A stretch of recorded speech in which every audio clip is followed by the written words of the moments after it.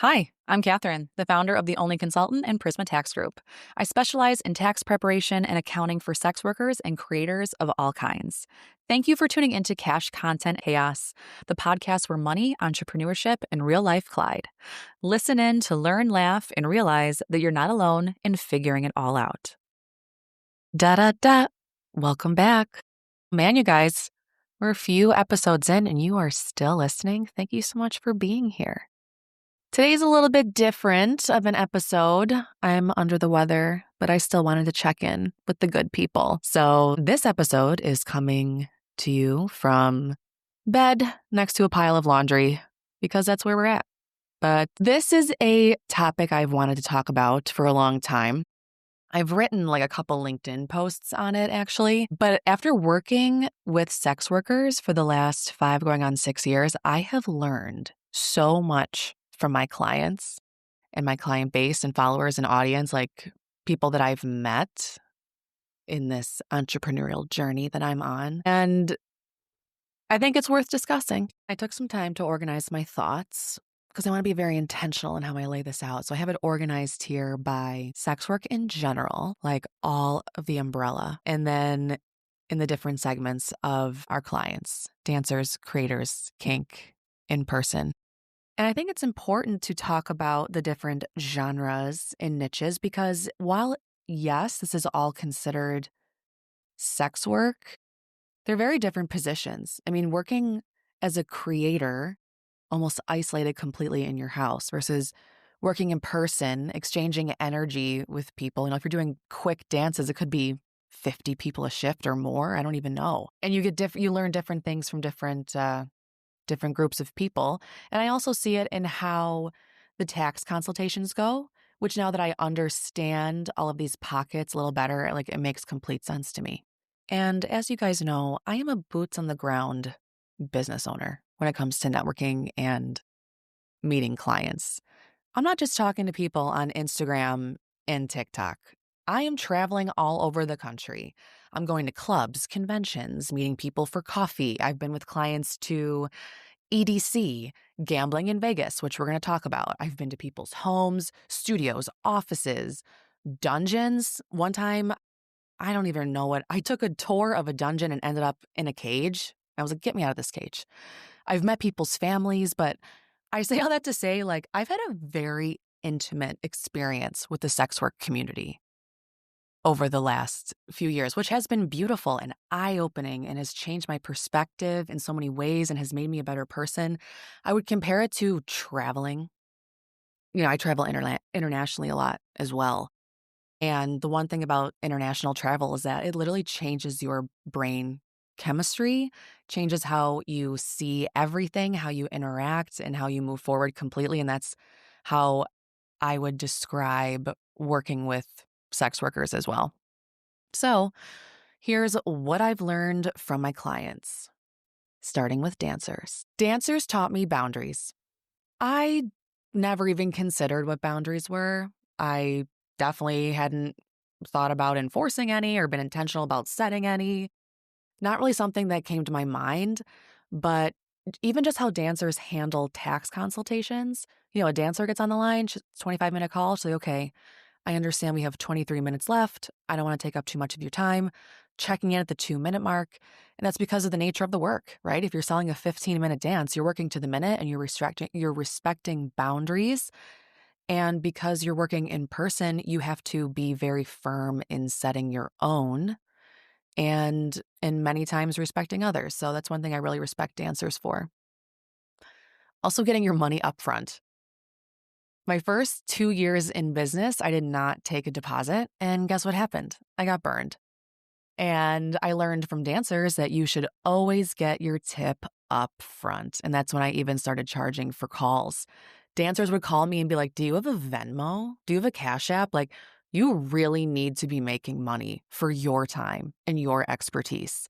So I felt very validated in charging for consultations for the first time because of the mindset and support of exotic dancers. And also sales in a traditional sense. We'll talk about creators. I learned a lot about like digital sales and sales funnels, but dancers have hard in-person sales skills, the tone of your voice, the timing, inflection, very intuitive, energetic. You're working with partners and you can read each other's minds and you are in the head of your customer, like a lot of psychology in a way that translates very well to traditional sales roles in like corporate jobs, in my opinion. So I think that it's super natural to dance around to be, a real estate agent, software sales. I think that these sales skills in the dancing world are like completely transferable. And of course, emotional intelligence and aura, something that's very intangible, like a vibe. So one time I was in Las Vegas a couple years ago and I was taking in-person consultations. I had just wrapped up with one client at the Bellagio, I think we were, and another client was coming and we all met in passing and we were all vibing. So we're like, all right, let's hang out. Like we can talk about taxes as we're hanging out. So we hit the casino floor. I'm not a gambler. I played some slots in Niagara Falls, Ontario back in the day. Otherwise, when I go to Vegas, I'm just people watching. So we walk onto the floor and I felt like we were in an Ocean's 11 movie. Everyone's head turned. Like they went from just, I don't know, I feel like we were just like walking normal, just like chilling. No way. We get onto the floor, shoulders back, very graceful, and just looked like they were just completely floating right down the middle. So we start playing table games. I don't even know what happened. I blinked. Next thing you know, some guy has bankrolled all of us. There's hundreds of dollars everywhere. There's chips everywhere.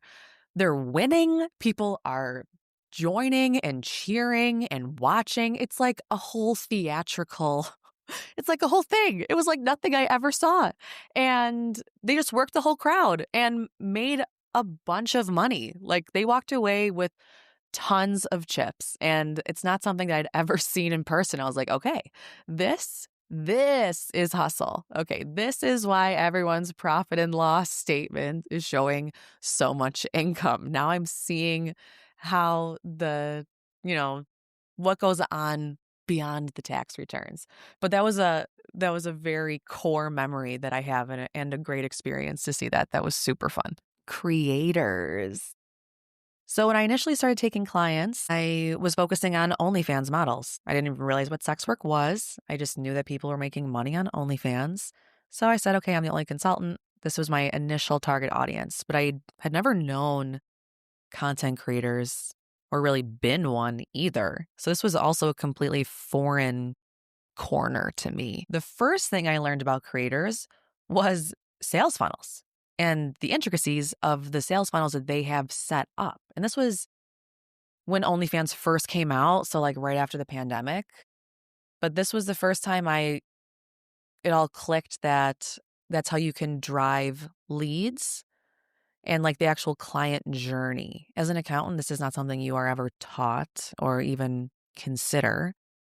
So I first learned that you would use TikTok as the initial lead generator because it's a very sensitive platform. So that's for quick content to catch your eye. And then as people become more intrigued with you, they're clicking the link in your bio. This was really before it was built out. So then people would follow you to Instagram, and that's where you'd cultivate the audience.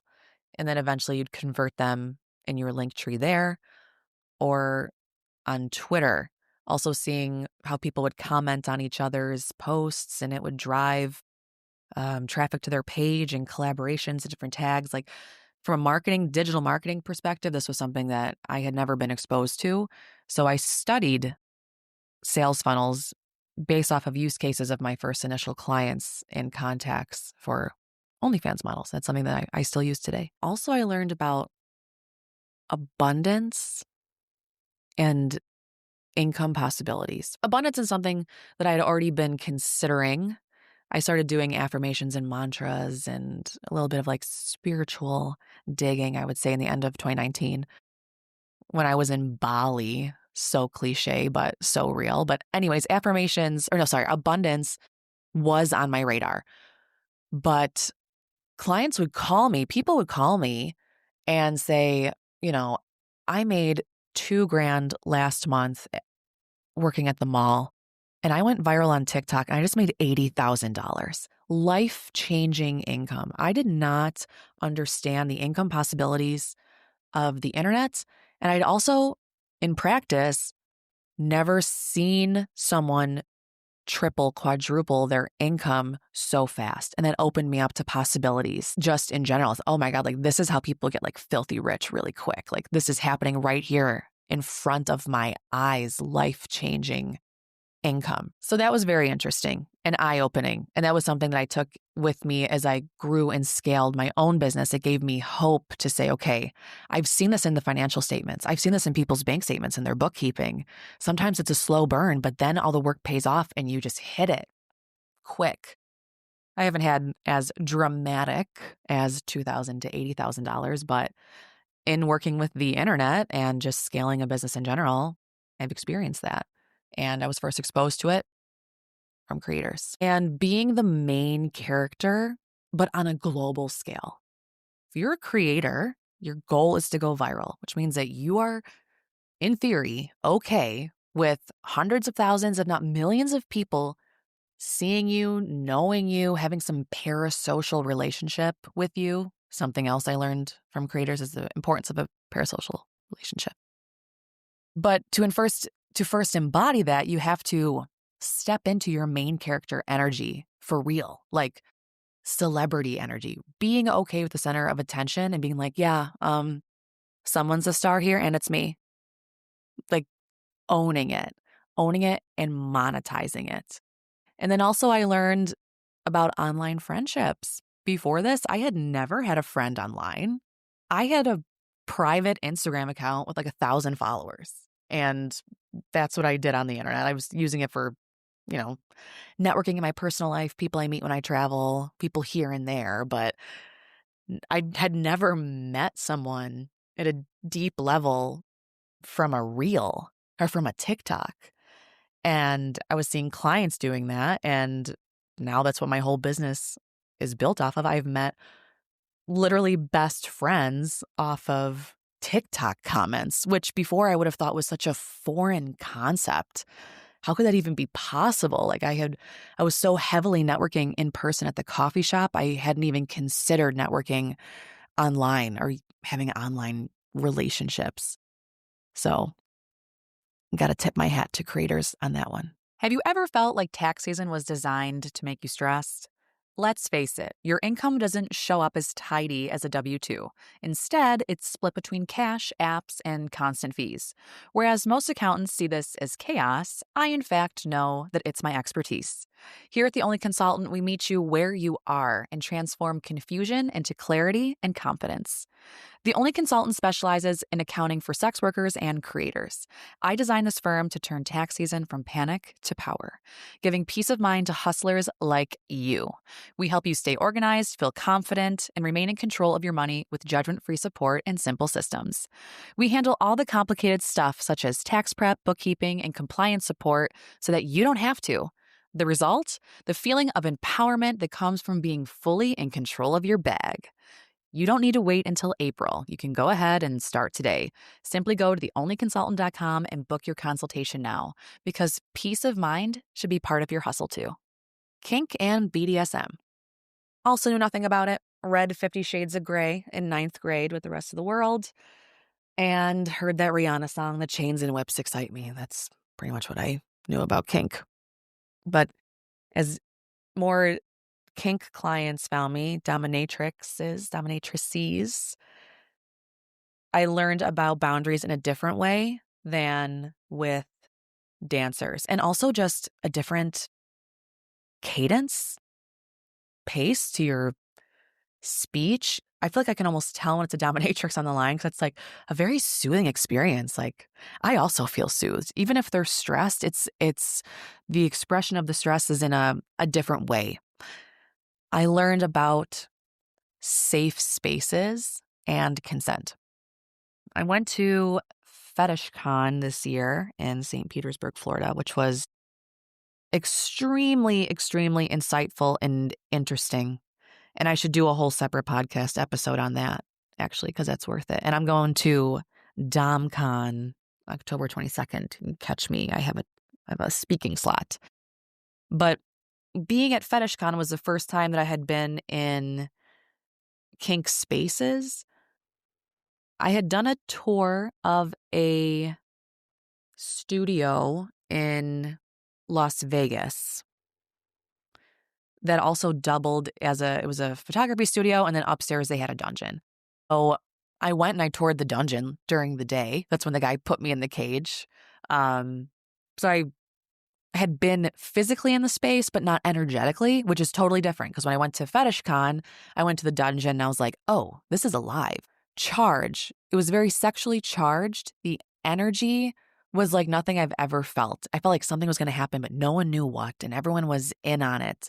They had a DJ playing some sort of EDM trance music, and the lighting obviously changed, but there was like a hint of sweat and pheromones, very energetically charged. It's not something I've ever experienced anywhere else. Maybe you could get close at concerts when everyone like reaches the euphoric moment, on some of these songs. But that's when I understood and felt for the first time the actual energy of kink. And then during these classes at FetishCon, I learned about the safe space. And that's what I've always tried to create for our clients anyways. But kink takes it up a notch, right? Like I learned about subspace and dom space, which really, in my opinion, it seems like any conversation or engagement that you're in life, it's back and forth between who's being dominant and submissive. It's just the energetic exchange of conversation in life. But I hadn't ever had it explained to me until I went to these classes. So now when I'm setting the stage for the safe place that we're building at the Only Consultant in Prisma Tax, I'm using kink as a blueprint for that. And having felt it, you're in these classes and people are very vulnerable. They're sharing stories and traumas, and everyone's crying together. So I want to create the safest space that I can. And now I've experienced safer places, safer spaces because of kink. And that's something that I took with me. And also, I learned about alternative healing through kink. Took a few classes on that, and it really resonated with a lot of people in a way that I had not recognized. It's much more than getting whipped and tied up. It's losing and healing a part of yourself, and people come out much better for it and really find value in kink beyond sex. And there's a lot to take from that, I think. I think if people were not as afraid of kink and more curious about it, there are components that could spill into everyday life that I think would be very, very beneficial. And clients that we have working in person, and we have clients doing a bunch of stuff in person, right? But it's a very different thing. So that's high-end escorts, masseuses, et cetera, et cetera, et cetera. I learned about the importance of discretion in a different way. I'm an accountant. I'm familiar with data and network security, password protecting documents that have your social security number on it. But when I'm doing that, I'm like, oh, I hope their credit doesn't get stolen. Worst case scenario, that's a very bad scenario. But discretion over here is like life threatening. And this goes for all of sex work too. Like being doxxed can be a serious issue. But the clients that I meet on my travels that I'm meeting for coffee or for consultations, clients in this area are very low key in a way that I haven't experienced in a different way. So we went from main character, look at me, 1 million people, all eyes on me, to like very, very discreet, quiet, and low key. And also hustlers, of course. And then things I've learned from sex work in general, high level. Trafficking. I knew trafficking existed, of course. You think it happens somewhere super far away and you'll never see it or hear about it, and it could definitely never happen to you until I start working with this community, and it seems like trafficking is happening for sure in all kinds of places, all over, in clubs, online. I have had interactions with 2 individuals I believe were being trafficked. sends chills on my spine, to be honest. I was at a convention in Los Angeles and handing out my card to a bunch of creators. There was a woman who was dressed as a beautiful geisha girl, and I handed her my card, and some guy came out behind the curtain and started yelling and saying, no, no, no, no, no, don't talk to her, don't look at her, no, no, no, we're fine, we're fine, we're fine, we're fine, we're fine. I had never experienced anything like that. I looked at her, she looked at me, our pupils made contact for 0.002 seconds, and it is a feeling I will never forget. I feel like it was a tunnel from my soul to hers, and I felt her, and I could just read everything that was happening. And it's an experience that will stay with me forever. And I think about her a lot. And it's been a couple years, but I had never in my life seen trafficking in person. And then I experienced something else with another potential client who had called, and she was slurring her words. When I called her, it reached a generic voice message first, and then she called me back. So it made me seem like she was screening her calls. She wanted us to do her bookkeeping. When we opened up her QuickBooks, there was hundreds of thousands of dollars in Zelle payments going everywhere and hundreds of thousands coming in, multiple bank accounts. You couldn't trace it. So it looked like someone was running a business through her social security number, and she was very hard to get a hold of, very inconsistent, and eventually just kind of fell off, and we weren't able to work with her. But my spidey senses tingled on that one as well. And now I view the world differently. I see different situations differently. I understand trafficking. I never thought about it happening at hotels or on airlines. We take a mandatory course every year at Prisma Tax to recognize the signs of trafficking. We have internal slides that we go over that everyone signs off on, because if you're having any client communication, we have to make sure that we are not taking part in facilitating human trafficking. We need to know what this looks like and be familiar with it. So this is something that, like I said, I had absolutely never considered before working with sex workers. The next is crafting personas in one way or another. So dancers do it, creators do it. Everyone has their work identity. Not everyone. I should not say everyone. That's a generalization. A lot of clients have their work persona and personality, and then their actual self, which to an extent, I guess, everyone does when you're going to an office. You're not being your whole authentic self, but this is kind of at a different level. Like you're literally crafting kind of makes me think of Voldemort, how he would put his personality into boxes and horcruxes and put them in, hide them, compartmentalize them to that level. Does tax season leave you anxious, sorting through receipts, or worried you've missed something important? You're not alone. And that's exactly why I created the only consultant in Prisma Tax Group. My goal is to meet you where you are and give you judgment-free solutions that make financial management simple, clear, and stress-free. At The Only Consultant, our services go beyond just tax preparation and filing. Taking the confusion out of money starts with the basics, aka education and bookkeeping. We can track your income and expenses, which means you'll never have to scramble for receipts ever again, and you will fully understand what is going on. Additionally, I offer monthly subscriptions and ongoing guidance. With monthly support, you'll always have an expert in your corner, giving you real-time answers, steady organization, and the peace of mind that lets you focus on your hustle and not the paperwork. We specialize in tax preparation and filing for sex workers and creators. When it's time to file, I handle your federal and state returns, maximize your deductions, and make sure the right forms get submitted for your unique income streams. The benefit? You save time, avoid mistakes, and walk into tax season feeling confident. Last but not least, we provide compliance and business consulting. So whether you need help setting up your business, staying compliant, or navigating something intimidating, I've got you covered. Instead of second guessing, you'll feel confident, supported, and ready to grow with someone who understands your hustle. And here's the best part. You don't have to do it all.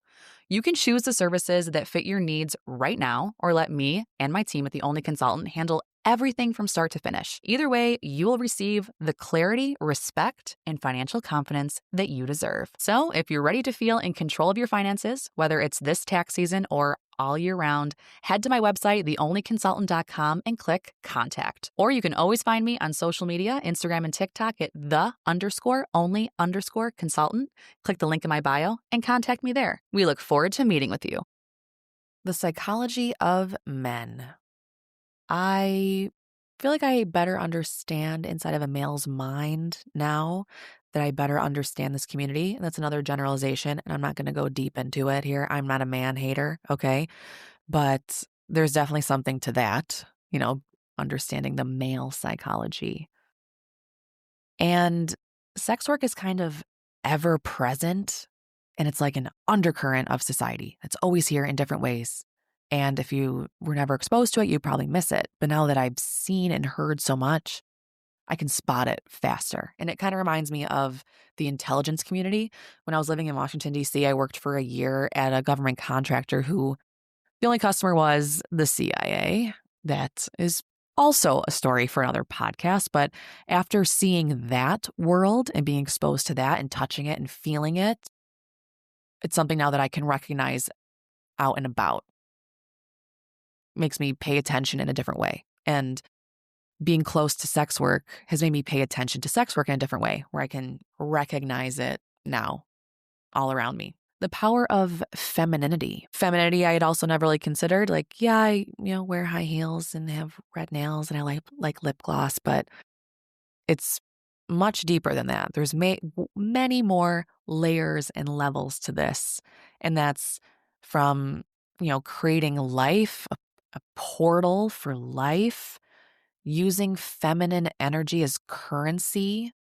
And this is something that I was also doing unknowingly, but now I recognize the value of feminine energy and feminine presence in all kinds of situations, not just with men, but there really is something very soft and alive to feminine energy. And that's what a lot of clients are monetizing in one way or another.